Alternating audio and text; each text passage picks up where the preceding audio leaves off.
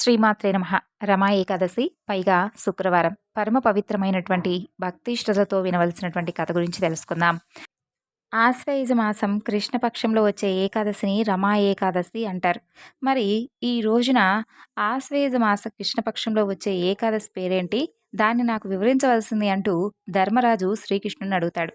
అప్పుడు శ్రీకృష్ణుడు జవాబిస్తూ, ఓ రాజసింహమా, ఆ ఏకాదశి పేరు రమా ఏకాదశి. అది సమస్త పాపాలను హరిస్తుంది. ఇప్పుడు ఆ పవిత్ర ఏకాదశి మహిమ గురించి తెలియజేస్తాను. భక్తి శ్రద్ధలతో వినాలి అంటూ చాలా కాలం క్రిందట ముచుకుందుడనేటటువంటి ప్రఖ్యాత పొందినటువంటి గొప్ప రాజు ఉండేవాడు. అతను స్వర్గరాజు అయినటువంటి ఇంద్రుడికి మంచి మిత్రుడు. అలాగే యముడు, వర్ణుడు, కుబేరుడు, విభీషణుడు వంటి మహోన్నతులతో కూడా అతనికి స్నేహం ఏర్పడింది. సత్యసంధుడైనటువంటి ఆ రాజు సదా విష్ణుభక్తిలో అనురక్తుడై ఉండేవాడు. అతను తన రాజ్యాన్ని చక్కగా పరిపాలిస్తూ ఉండేవాడు. కొంతకాలానికి ముచుకుందుడికి ఒక కుమార్తె కలిగింది. సర్వోత్తమైనది, ఆమె చాలా గొప్పది. ఆమె పేరు చంద్రబాగ అని పెట్టారు. ఇక యుక్త వయస్కు రాగానే ఆమెకు చంద్రసేనుడి తనయుడైనటువంటి శోభనుడితో వివాహం జరిగింది. ఒకనాడు శోభనుడు ఏకాదశి నాడు తన మామగారింటికి వచ్చాడు. అది చూసినటువంటి చంద్రబాగ ఎంతో కలవరపడిపోతూ తనలో తానే, ఓ దేవా, ఇప్పుడు నేనేం చెయ్యాలి? నా భర్త దుర్లభుడు, ఆకలిని తట్టుకోలేడు. నా తండ్రి బాగా కఠినుడు. ఏకాదశి ముందు రోజు నా తండ్రి ఒక సేవకుణ్ణి పంపించి ఎవ్వరూ కూడా ఏకాదశి రోజున అన్నం తినవద్దని చెప్పి చాటింపు కూడా వేశాడు. అయితే ఇప్పుడు నేనేం చేయాలి? ఈ ఆచారం గురించి విన్నటువంటి శోభనుడు తన భార్యతో, ఓ ప్రియవత్ని, ఇప్పుడు నన్నేం చేయమంటావు? నా ప్రాణం రక్షింపబడడానికి నేను ఏదైనా చేస్తాను. అలాగే రాజుగారిని ఉల్లంఘించకుండా ఉండడానికి ఏం చేయాలో కూడా చెప్పు అని అంటాడు. అప్పుడు చంద్రబాగ తన భర్తతో, స్వామి, మనుషుల మాట అటుంచండి. నా తండ్రి రాజ్యంలో ఏనుగులు, గుర్రాలు, ఇతర జంతువులకు కూడా ఈరోజు ఆహారం ఉండదు. కాబట్టి ప్రభు, ఇక మనుషులు ఎలా తినగలుగుతారు చెప్పండి? ఒకవేళ తప్పకుండా మీకు తినవలసి ఉంటే మీరు మీ ఇంటికి వెళ్ళవలసి వస్తుంది కదా. ఇది మీరు ఆలోచించి ఏదో ఒక నిర్ణయం అయితే తీసుకోండి అని చెప్తుంది. భార్య మాటలు విన్నటువంటి శోభనుడు ఆమెతో, నీవు చెప్పింది అక్షరాలా సత్యమే, కానీ నాకు ఈ ఏకాదశి యొక్క వ్రతం గురించి చెయ్యాలని చెప్పి చాలా ఉత్సాహంగా ఉంది అని అంటాడు. నాకు ఏది జరగాల్సిందో అదే జరిగి తీరుతుంది కదా అని అంటాడు. ఆ విధంగా ఆలోచించినటువంటి శోభనుడు పవిత్రమైనటువంటి ఏకాదశి వ్రతపాలనకు సిద్ధమవుతాడు. కానీ అతను ఆకలి దప్పికలతో నీరసించిపోయాడు. అంతలో సూర్యాస్తమయం అయింది. ఇక ఆ రాజ్యంలో ఉన్నటువంటి పుణ్యాత్ములందరూ కూడా ఎంతగానో వారందరూ కూడా సంకీర్తన అర్చనలతో గడిపివేశారు ఆ రాత్రంతా. కానీ ఆ రేయి గడపడం శోభనుడికి అసాధ్యమైంది. సూర్యోదయం లోపలే అతను దేహం చాలించాడు. ఇక ముచుకుందుడు శోభనుడికి చందనపు కట్టెలతో చితిపీర్చి దహన సంస్కారాలు చేశాడు. ముచుకుందుడి యొక్క ఆజ్ఞ మేరకై చంద్రబాగ సతీ సహగమనం మానుకుంది. ఇక భర్తకు అంత్యక్రియలు జరిగిన తర్వాత ఆమె తండ్రి ఇంటిలోనే నివసించడం మొదలుపెట్టింది. అయితే ఓ ధర్మరాజా, రమా ఏకాదశి యొక్క వ్రతం పుణ్యంగా శోభనుడు దేవపురం అనే రాజ్యానికి రాజుగా జన్మించాడు. అది మందర పర్వతంపై ఉన్నది. చాలా చక్కగా రత్నఖచితమైనటువంటి బంగారు స్తంభాలు కలిగినటువంటి గొప్ప గోడలు కలిగినటువంటి గొప్ప రాజ్యం అది. ఐశ్వర్య భవనంలో అతను నివసిస్తూ ఉండేవాడు.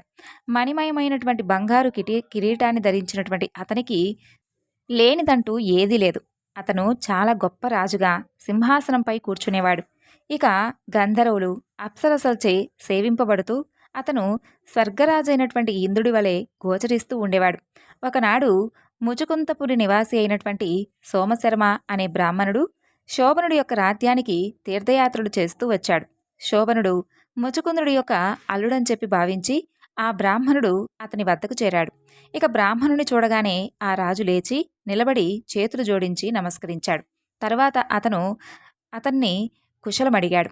ఆ తర్వాత ముచుకుందుడు తన భార్య చంద్రబాగ, ముచుకుందపుర జనుల గురించినటువంటి క్షేమ సమాచారాలు కూడా అడిగాడు.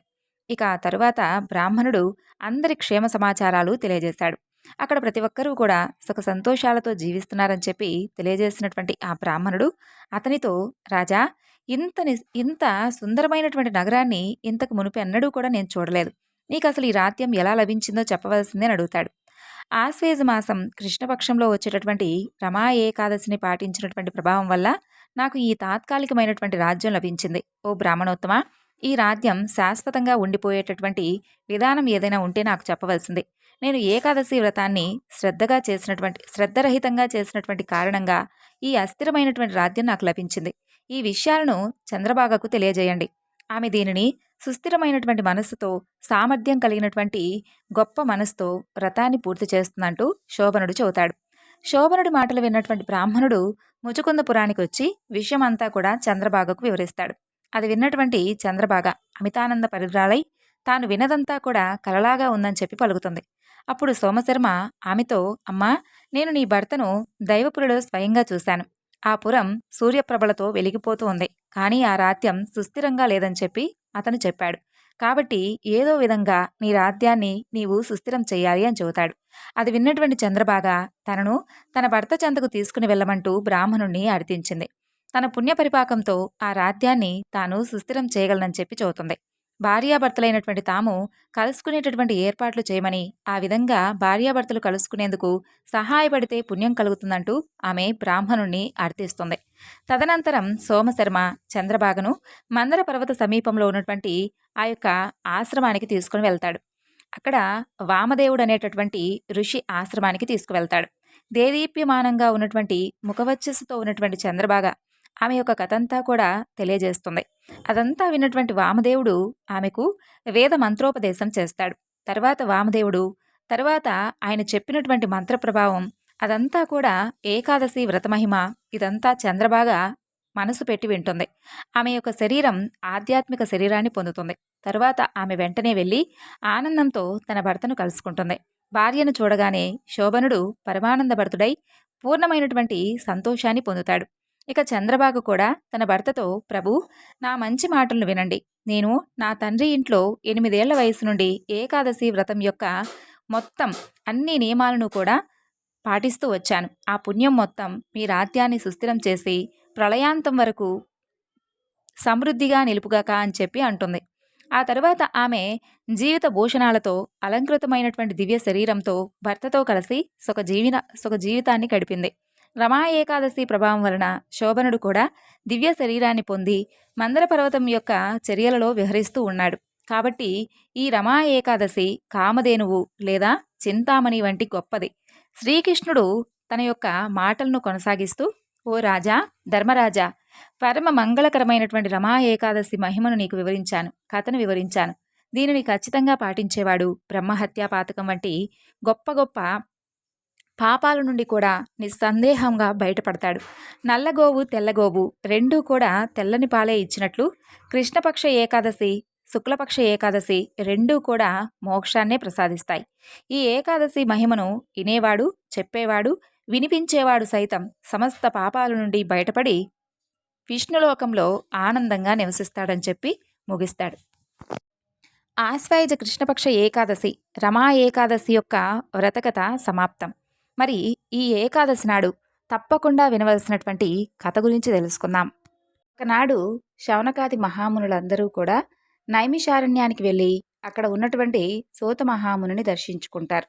వారు ఆయనతో ఇలా అంటారు, ఓ స్వామి, సకల ఐశ్వర్యాలను, పుత్ర పౌత్రాభివృద్ధిని, మోక్షాన్ని కలిగించేటటువంటి వ్రతం ఏదైనా ఉంటే తెలియజేయండి అని అడుగుతారు. దానికి వారు, ఓ శౌనకాది మహామునులారా, పూర్వం ఇదే ప్రశ్న గురించి నారదుల వారు శ్రీ మహావిష్ణువును అడిగారు. ఆ విశేషాలు ఇప్పుడు మీకు చెప్పబోతున్నాను, శ్రద్ధగా ఆలకించండి అని అంటారు. పూర్వం యోగీశ్వరుడైనటువంటి నారద మహాముని లోకక్షేమం గురించి సకల లోకాలు కూడా తిరిగాడు. అన్ని చోట్ల అందరూ సంతోషంగానే ఉన్నారు.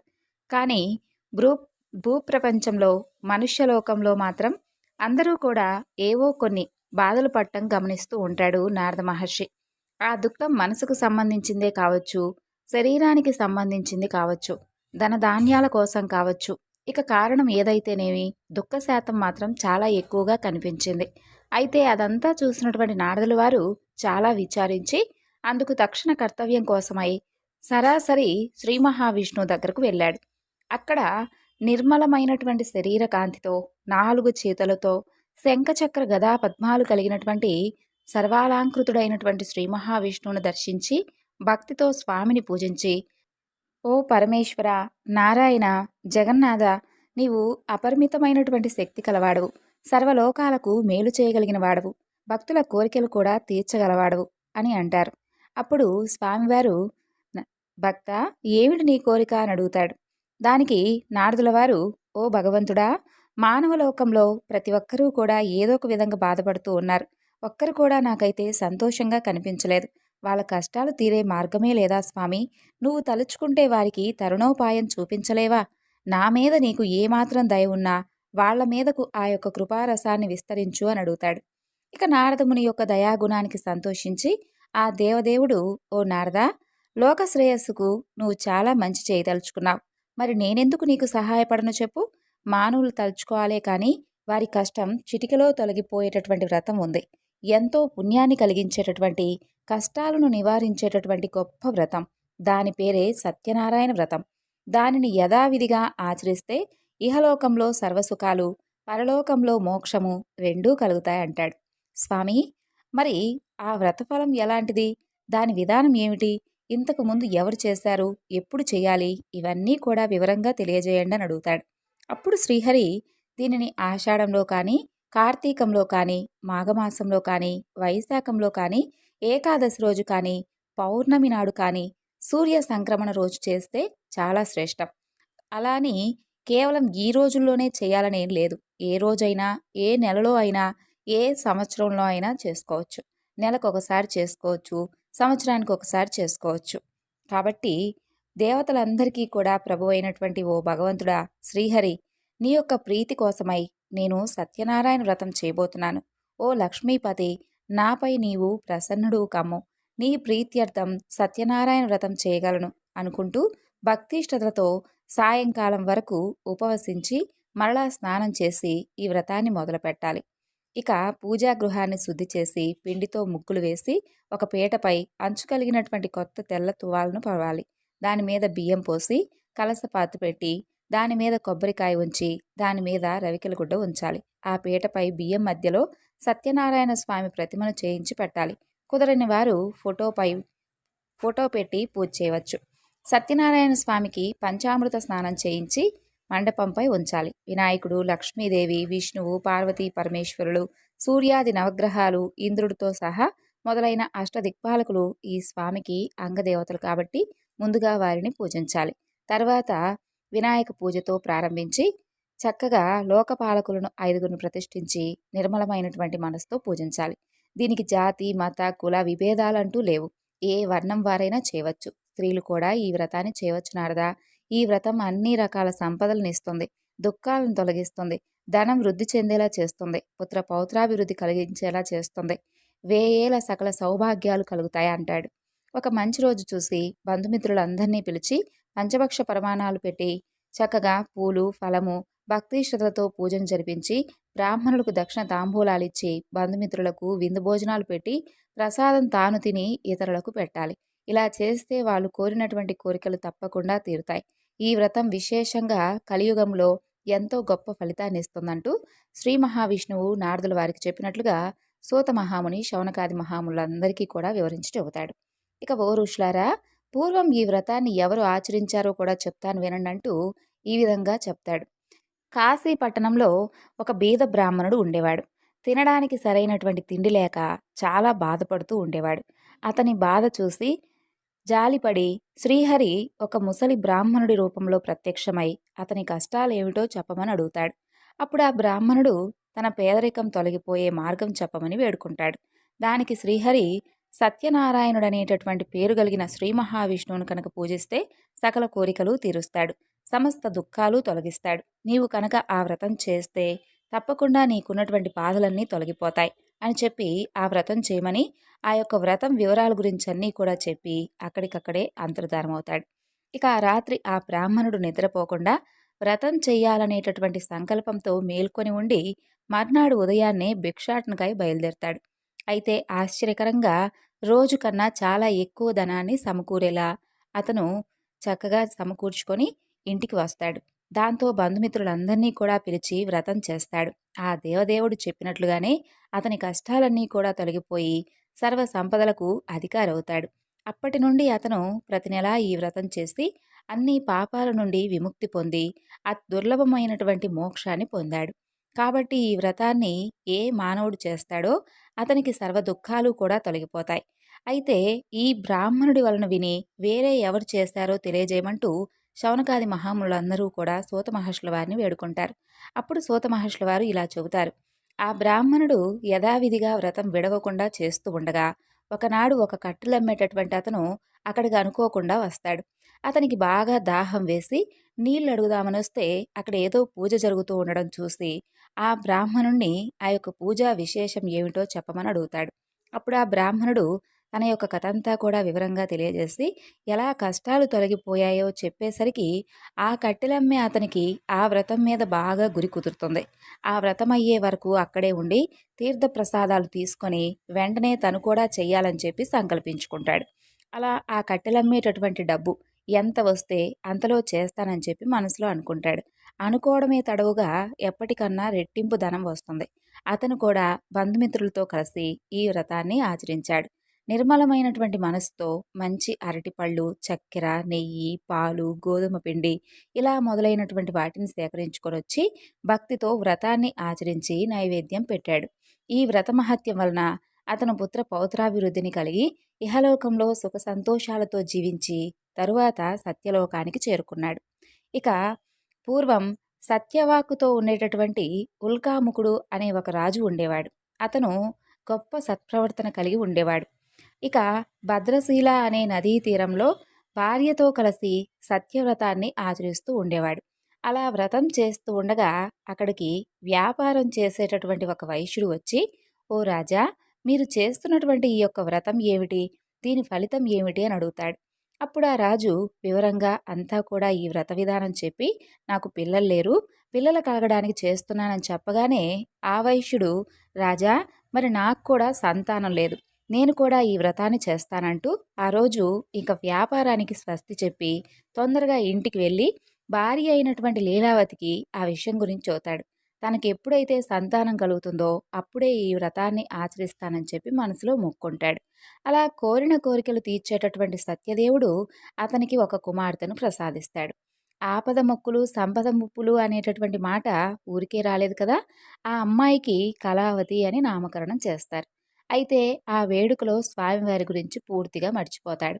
ఆ అమ్మాయి పెరిగి పెద్దదవుతుంది. యుక్త వయసుకు వస్తుంది. భార్య సత్యదేవుని మొక్కు గురించి ఎప్పుడు గుర్తు చేసినా ఆ అమ్మాయి పెళ్లిలో చేద్దాంలే అంటూ మాట దాటి వేసేవాడు. ఇక ఆ అమ్మాయికి తగినటువంటి వరుడు గురించి విచారిస్తూ కాంచీపురంలో గుణవంతుడు అందగాడు అయినటువంటి వైశ్య కుమారుడున్నాడని చెప్పి తెలుసుకొని అతనితో వివాహం నిశ్చయిస్తాడు. అప్పుడైనా పోని మాట నిలబెట్టుకున్నాడా అంటే వివాహం సంబరంలో పడిపోయి స్వామివారిని పూర్తిగా మర్చిపోతాడు. ఇక దేవుడి సహనానికి కూడా ఒక హద్దంటూ ఉంటుంది కదా.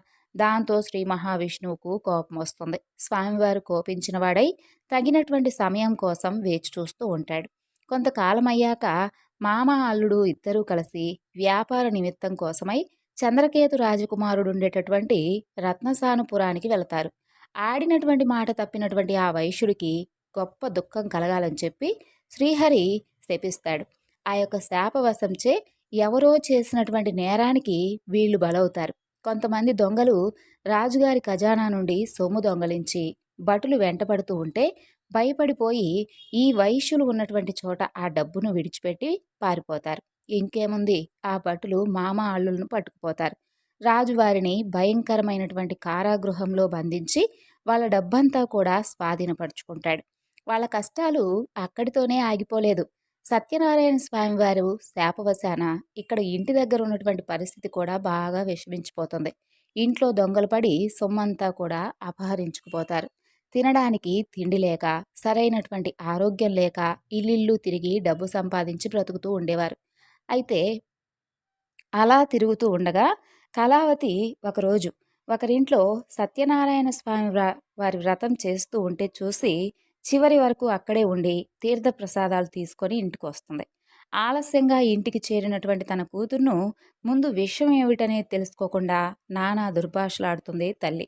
తర్వాత విషయం తెలుసుకొని తన తప్పు తెలుసుకుంటుంది. అంతేకాకుండా తాము మరిచిపోయినటువంటి సత్యదేవుని వ్రతం ఇప్పటికైనా చేయాలని చెప్పి నిశ్చయించుకొని భర్త అల్లుడి రాక కోసం ఆగకుండా వెంటనే బంధుమిత్రులతో కూడి ఆ వ్రతం నిష్టగా చేసి భక్తిగా దేవుణ్ణి వేడుకుంటుంది.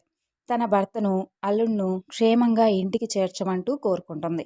పశ్చాత్తాపానికి మించినటువంటి శిక్ష లేదని లీలావతి పశ్చాత్తాపానికి, భక్తి శ్రద్ధలకు కరిగిపోయినటువంటి సత్యదేవుడు వెంటనే తగినటువంటి చర్య తీసుకుంటాడు. ఇక సత్యదేవుడు చంద్రకేతు మహారాజు కలలో కనిపించి ఆ వైశ్యులు అమాయకులని వాళ్ళను విడుదల చేసి వాళ్ళ డబ్బులు వాళ్ళకిమ్మంటూ, అలా చెయ్యనటువంటి పక్షంలో అతనికి రాజ్య నష్టం, పుత్రశోకం, ధన నష్టం కలుగుతుందని చెబుతాడు. సత్యదేవుడు కోరినటువంటి రీతిగా ఆ రాజు మర్నాడు నిండు కొలువులో తన యొక్క స్వప్న వృత్తాంతం అంతా కూడా తెలియజేసి ఆ వైశ్యులను చెర నుండి విడిపిస్తాడు. ఆ వైశ్యులకు ఇంక భయం లేదని, దైవవశం వలన ఈ దుఃఖం కలిగిందని చెప్పి వాళ్లకు స్నానపానాదులు చేయించి మంచి బట్టలిచ్చి వాళ్లకు మరింత రెట్టింపు ధనాన్నిచ్చి వెళ్ళి రమ్మంటూ ఆశీర్వదించి పంపిస్తాడు.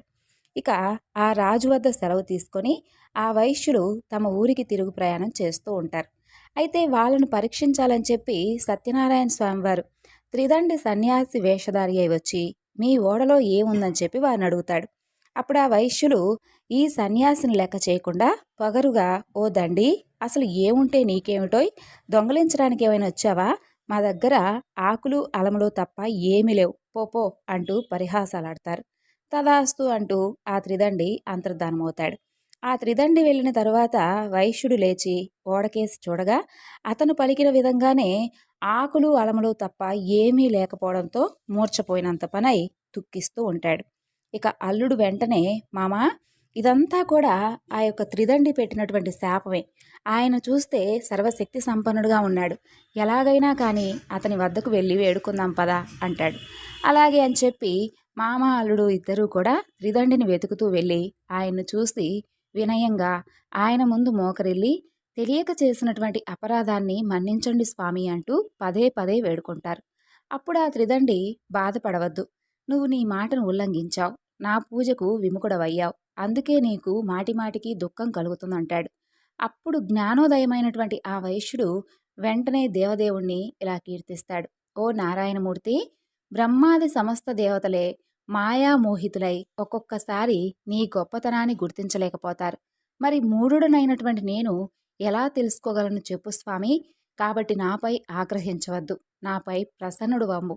నా శక్తి కొలది నిన్ను తప్పక ప్రార్థిస్తున్నాను, నాకు నా ధనం తిరిగి ప్రసాదించు స్వామి అని ప్రార్థిస్తాడు. తన యొక్క ప్రార్థనకు ప్రసన్నుడైనటువంటి ఆ దేవదేవుడు వారి కోరికను నెరవేరుస్తాడు. మరలా ధనంతో నిండినటువంటి ఓడతో తిరుగు ప్రయాణం కడతాడు. ఇక తన ఊరు సమీపించగానే వాళ్ళు వస్తున్నటువంటి వార్త చెప్పమని తన ముఖ్య భటుడిని పంపిస్తాడు. అయితే అదే సమయంలో ఇక్కడ కళావతి, లీలావతి సత్యనారాయణ స్వామి వారి పూజ చేస్తూ ఉంటారు. అది చివర్లో ఉంటుంది. ఆ సంతోష వార్త విన్న వెంటనే తల్లి పూజ ముగించి కళావతిని రమ్మంటూ తాను ముందుగా వెళ్తుంది. భర్త క్షేమంగా వచ్చాడన్నటువంటి సంతోషంతో కళావతి తీర్థప్రసాదాలు కూడా తీసుకోకుండా ఒడ్డుకు పరిగెత్తుకుంటూ వెళ్తుంది.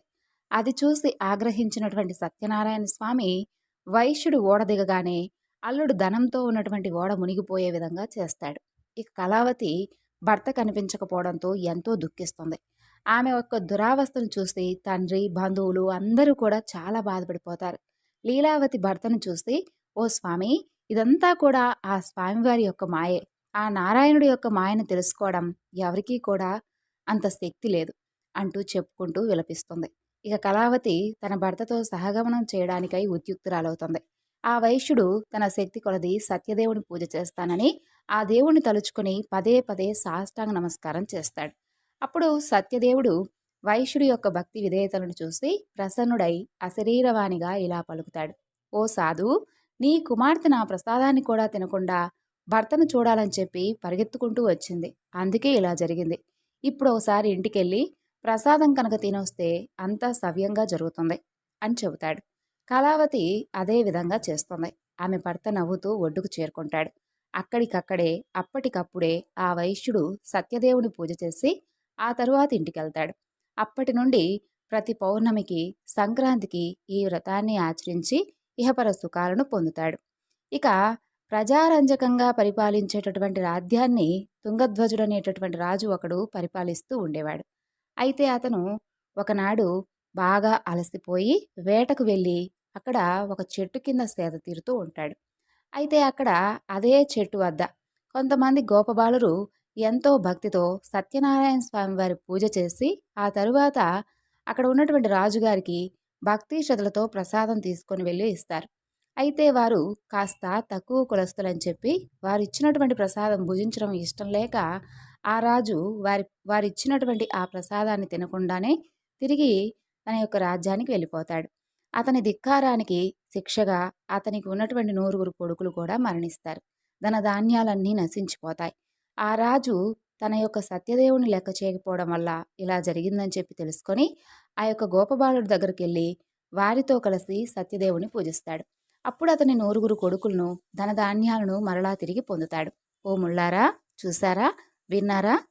ఎవరు దుర్లభమైనటువంటి ఈ సత్య పూజను ఎవరైతే భక్తి శ్రద్ధతో చేస్తారో వారు తప్పకుండా సత్యదేవుని యొక్క కృప వలన ధనధాన్యాలను పొందుతారు. 4 వర్ణాలలో ఏ వర్ణం వారైనా ఈ వ్రతాన్ని ఆచరించవచ్చు, ఎప్పుడైనా ఆచరించవచ్చు. పుత్రులను పొందుతారు, బంధ విముక్తి పొందుతారు, భీతుడు భయాన్ని కోల్పోతాడు, చివరికి సత్యపురానికి చేరుకుంటాడు.